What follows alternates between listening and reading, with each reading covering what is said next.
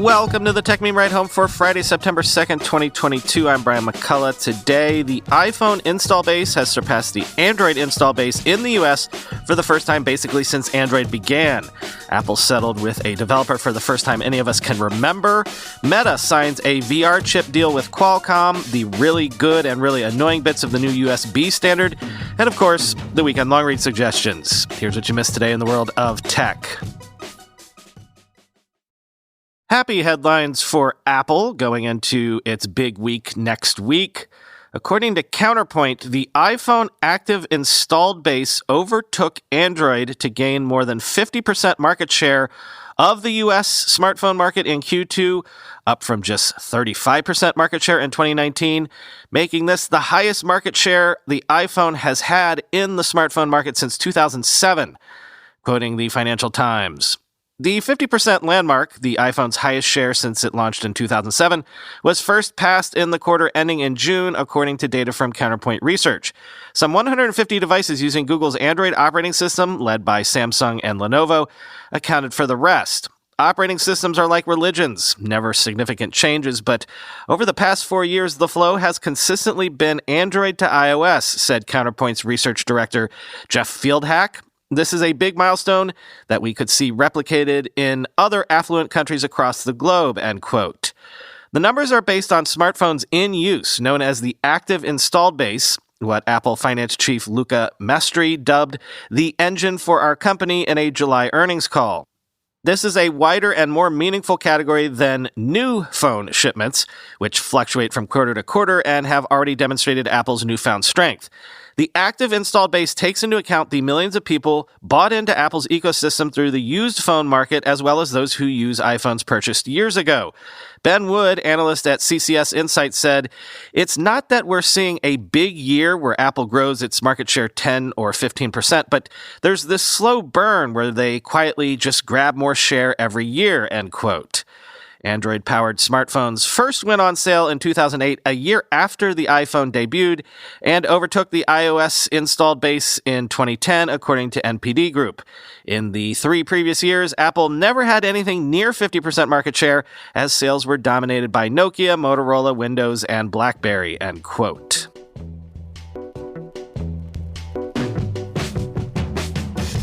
According to court filings, Apple settled with Flick-type developer Costa Eleftheriou. The lawsuit alleged Apple rejected his Watch app and then approved rip-off apps on the App Store, so-called Sherlocking, as the process is known. Quoting TechCrunch, the case had been a high-profile example of developer discontent with Apple's App Store business. Many developers have become dissatisfied not only with the requirement to pay Apple commissions on their own sales, something Epic Games is suing over currently, but also how the App Store model itself incentivizes scammers to rip off and profit from legitimate developers' work.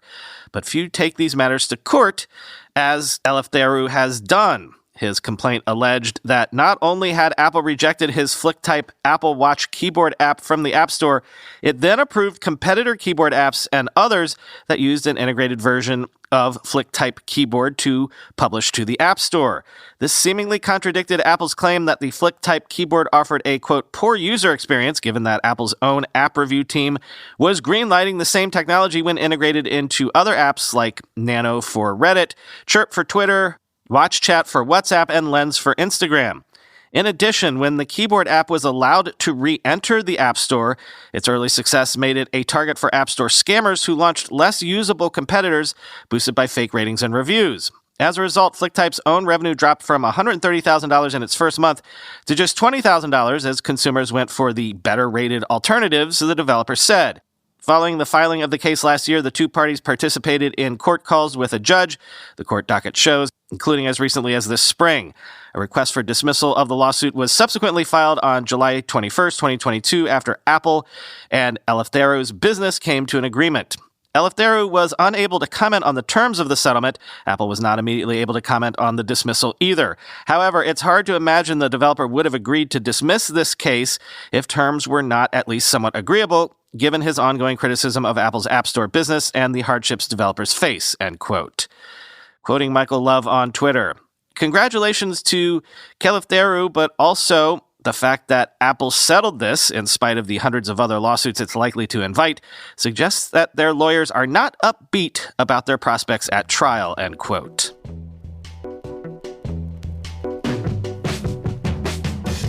Meta has agreed a deal with Qualcomm to produce custom Snapdragon chips optimized for its Quest VR devices, though the chips will not be exclusive to Meta.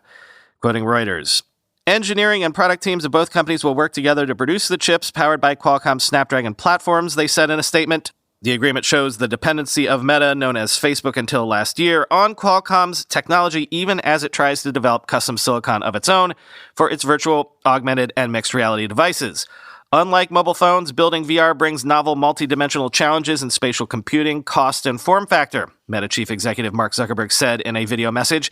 The chipsets produced through the collaboration will not be exclusive to Meta, but will be optimized specifically for Quest system specifications, Meta spokesperson Tyler Yee told Reuters. Financial terms of the deal were not disclosed. The agreement covers only VR devices, Yee said, and Meta will continue working to develop some of its own silicon solutions, end quote.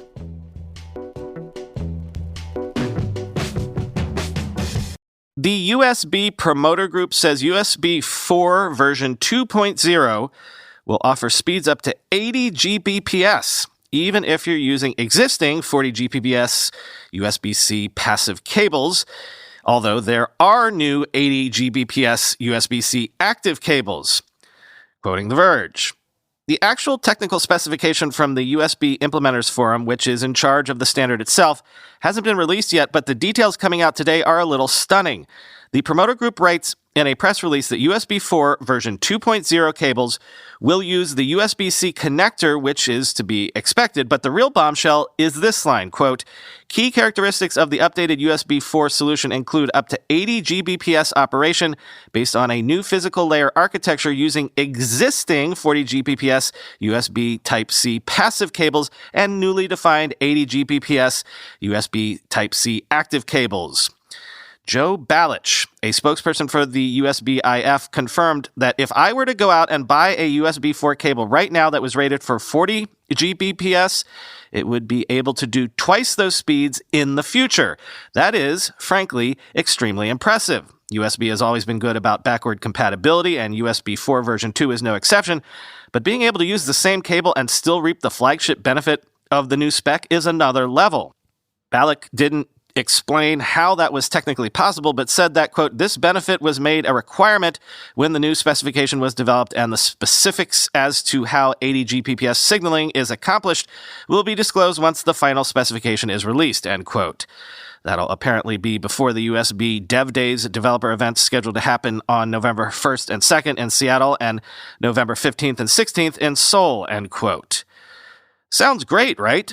Except if you step into the USB-C world at all, as a lot of us are starting to do, you'll discover quite quickly that not all USB-C is USB-C, and there's basically no way to know, by which I mean it's all USB-C, but different flavors. It's very confusing. Quoting Apple Insider, to get those promised 80 gigabit per second speeds, you again need an active cable. At a glance, you can't tell if your USB-C cable is capable of USB 2.0, 3.0, 3.1, USB 3.2, USB 4, or USB 4 version 2.0 speeds. To be clear, this ranges from 480 megabits per second to 80 gigabits per second. And let's not forget the relatively new 240-watt charging maximum from USB-C. This also still needs a cable explicitly rated for it. And with the rest of the specs, forget about being able to figure out what speed or how much power it can carry at a glance. Doing some quick napkin math, today there are about 60 different combinations of USB-C cable when you think about speed, Thunderbolt versus USB, active versus passive, and charging capability. This doesn't include the variants that will pop out as a result of USB 4 version 2.0. At a glance, users will still have no idea what cable they have in the cable boxes, go bags, and cable racks that we all have. We're not asking the USB-IF to stop advancing the spec. What we are asking is a sane way that users can tell what is what, and at a glance to be able to see how much data and power a cable is capable of transmitting, instead of all the guesswork now. And it needs to be enforced instead of just being guidance thrown out into the wind to see where it lands. Users just shouldn't have to guess about it or attach a homemade label to each cable, telling us what it's capable of when we've forgotten the specifics a month after we've stored it. Over the years, the spec has expanded so much, I've purchased a cable tester and identifier to be sure that what I've bought is what I got and to guarantee my own labels are accurate, end quote.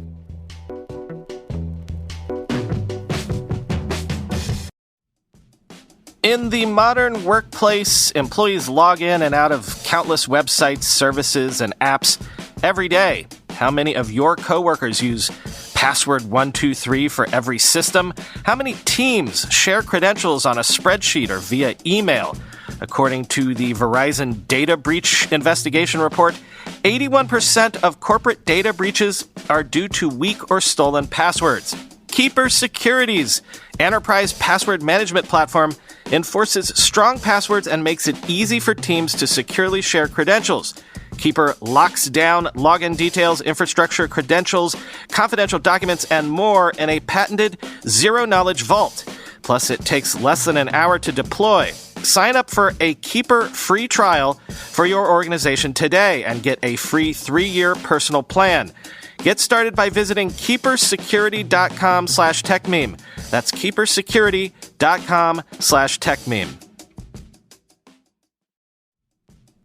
Storyblock. I've been telling you about them all summer, that great content management system, the fastest growing headless CMS. And hot off the presses, they've had a big announcement. Storyblock just launched version 2, an all-new, faster, more intuitive CMS packed with new features designed to shape the future of digital storytelling. With Storyblock V2, you have one central place to manage your content from start to finish. The visual editor was rewritten from the ground up with a simple goal: do more with less clicks. Developers love Storyblock because they can use it with any front-end framework they prefer: Next.js, Gatsby, React. The options are limitless. Create components like teasers, grids, or feature sections that can be reused anywhere as content blocks. Storyblock was launched in 2017 and has evolved into a CMS used by more than 79,000 developers, editors, and marketers who use their technology in more than 120,000 projects in 130 countries. No matter if it's a product website, a blog article, a mobile app, or an e-commerce website, and no matter what device it's going to end up on, you create the content once in Storyblock and publish it anywhere. Register for the free product demo or test out Storyblock for free by signing up via storyblock.com/ridehome. That's storyblock.com/ridehome, Storyblock with a K at the end, storyblock.com/ridehome. Time for the Weekend Longreads Suggestions, beginning with a conversation that is currently going on in this very house. Across the U.S., parents are increasingly buying Apple Watches for children as young as 5 years old because they're using the device as a sort of stopgap cell phone for their kids.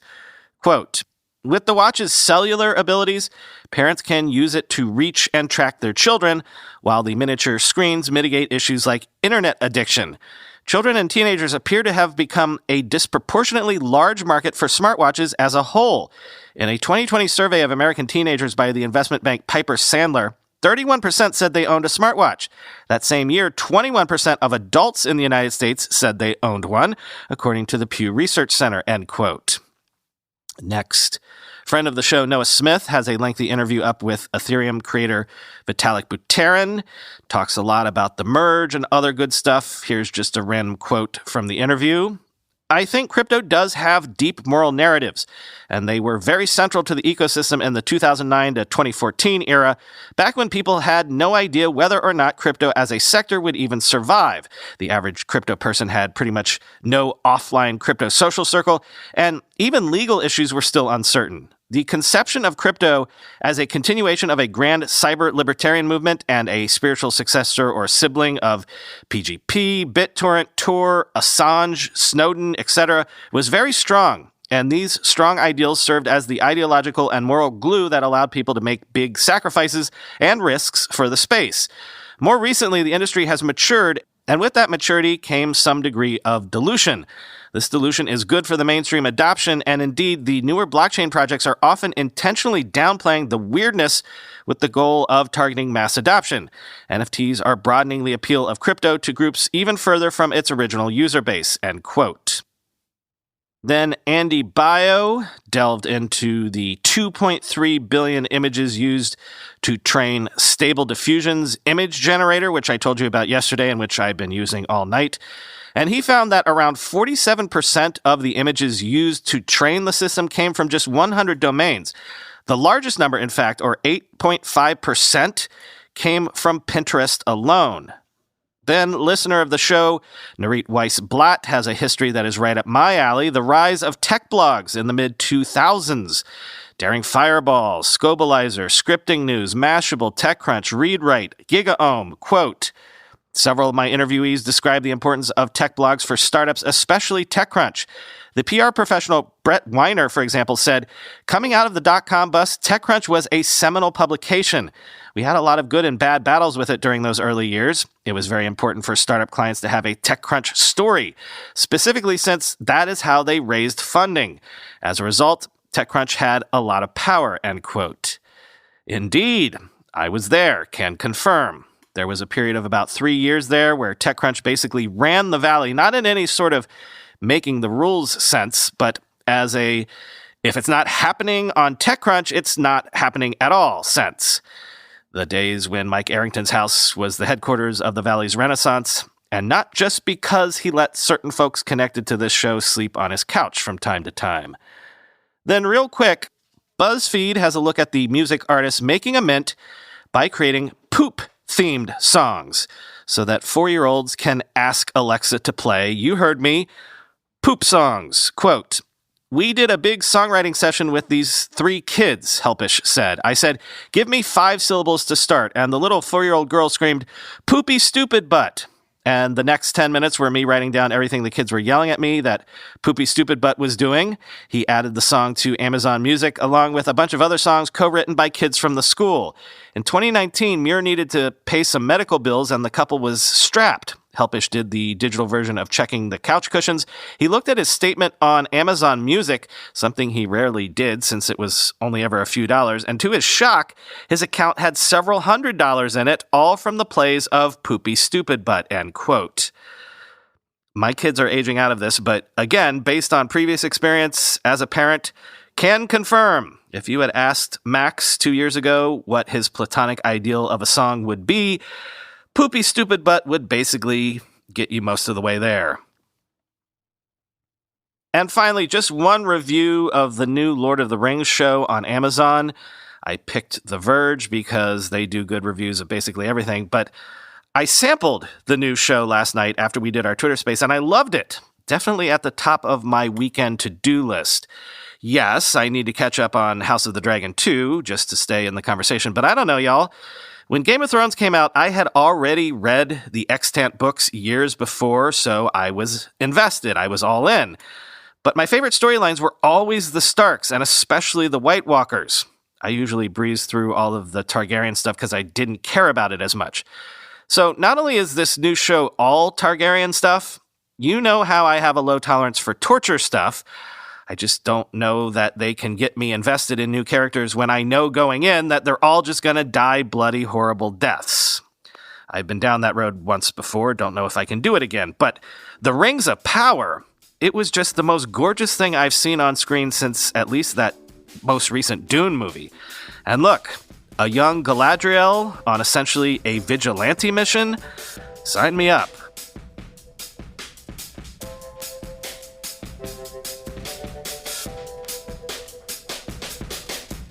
So this weekend, the one bonus episode is the Twitter space we did last night with a bunch of folks turning over the whole creator economy question from all angles, special analysis of Snap and Substack.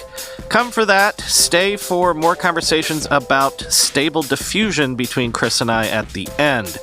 Reminder, no show on Monday. It is Labor Day here in the U.S., and even though I should be in Miami right now, COVID put the kibosh on that, so even though I shouldn't have done a show today, I ended up doing one.